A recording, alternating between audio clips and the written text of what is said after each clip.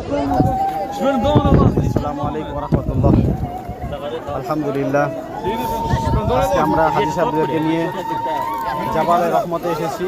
আলহামদুলিল্লাহ আমরা জাবালে রহমতে উঠতে পেরেছি।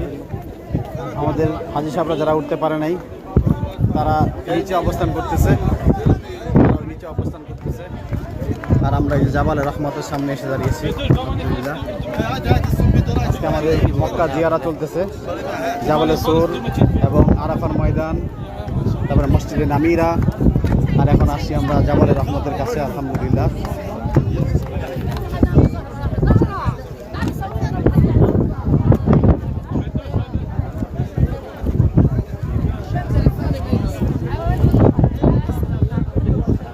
এই সেই জাবালে রহমত যেখানে আমাদের পিতা আদম আলাইহিসসালাম এবং আমাদের মাতা হাওয়া আলাইহিসসালামকে আল্লাহ তাআলা যখন জান্নাত থেকে দুনিয়ায় প্রেরণ করেছিলেন, তো দুজন দুই দিকে ছিলেন, একজন জেদ্দায় ছিলেন, একজন জর্ডানে ছিলেন।